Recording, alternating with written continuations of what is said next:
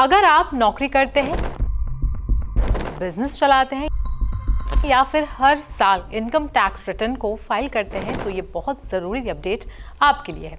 केंद्र सरकार 1 अप्रैल 2026 से नया इनकम टैक्स 2025 लागू करने वाली है। अच्छी बात यह है कि यहाँ पर टैक्स स्लैब्स और रिटर्न भरने का तरीका नहीं बदलेगा, लेकिन जिन फॉर्म्स के नाम और नंबर आपने सालों से याद कर रखे हैं वो सारे नाम अब बदल जाएंगे। यही बदलाव आगे चलकर सबसे ज्यादा कंफ्यूजन पैदा करने वाला है, इसलिए सरकार ने नए नियम लागू करने से पहले आम जनता से सुझाव मांगे हैं। वित्त मंत्रालय ने एक नए इनकम टैक्स नियमों और फॉर्म्स का ड्राफ्ट अपनी ऑफिशियल वेबसाइट पर अपलोड कर दिया गया है। सरकार चाहती है कि टैक्स से जुड़े नियमों को अंतिम रूप देने से पहले ज्यादा से ज्यादा लोग अपने सजेशंस दें। कोई भी व्यक्ति 22 फरवरी 2026 तक इन ड्राफ्ट नियमों पर अपनी राय दे सकता है। अगर आप ये करना चाहते हैं तो इस लिंक पर जाकर क्लिक करें। बात करें फॉर्म्स के नए नामों की, तो सरकार का कहना है कि इन बदलावों का मकसद टैक्स सिस्टम को आसान बनाना और कंप्लायंस का बोझ कम करना है।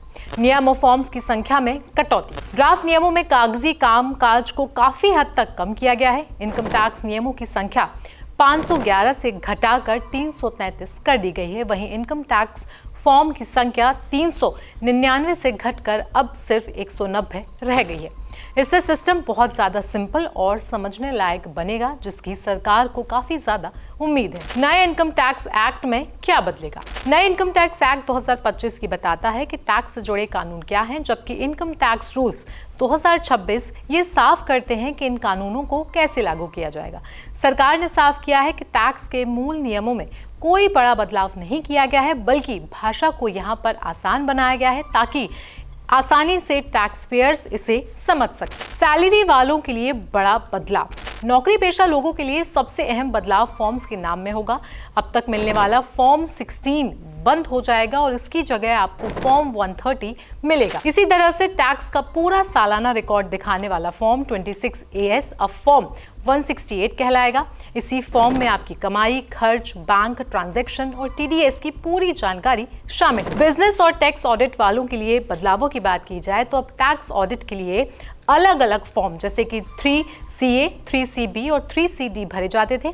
इन सिस्टम में ये तीनों फॉर्म मिलाकर अब एक ही फॉर्म 26 बन जाएंगे, जिससे प्रक्रिया यहाँ पर आसान हो जाएगी। ट्रांसफर प्राइसिंग की बात की जाए तो ड्राफ्ट नियमों में ट्रांसफर प्राइसिंग से जुड़ा बदलाव सबसे अहम है। अब तक इस्तेमाल होने वाला फॉर्म 3CEB हटाकर उसकी जगह नया फॉर्म 48 लाया जाएगा।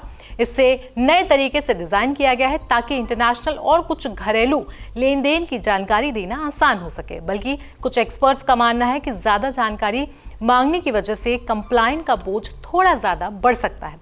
इसके अलावा मैट सर्टिफिकेट अब फॉर्म 68 के नाम से जाना जाएगा।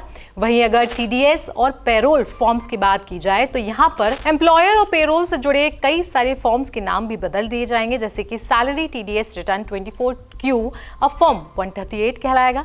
रेजिडेंस TDS 26Q फॉर्म 140 बनेगा। वहीं नॉन रेजिडेंस TDS 27Q अब फॉर्म 144 होगा। इसी तरीके से TCS और लोअर या नील TDS से जुड़े फॉर्म्स के नंबर भी बदल जाएंगे। वहीं NRI, विदेशी लेन देन, ट्रस्ट और NGO से जुड़े फॉर्म्स में भी नए नंबर लागू किए जाएंगे। देखा जाए तो टैक्स और नियम वही हैं, लेकिन फॉर्म्स के नंबर यहाँ पर बदल दिए गए हैं। 1 अप्रैल 2026 के बाद अगर पुराने फॉर्म नंबर इस्तेमाल किए गए तो आपको इनकम टैक्स से नोटिस आने का खतरा भी बन सकता है। इसलिए टैक्स फाइल करते समय या इनकम टैक्स पोर्टल से फॉर्म डाउनलोड करते वक्त इन नंबर्स को जरूर दोबारा चेक करें। ये जानकारी आपको कैसे लगी हमें कमेंट सेक्शन में जरूर बताएं। साथ ही साथ देश दुनिया की बाकी खबरों के लिए भी हमारे साथ जुड़े रहें।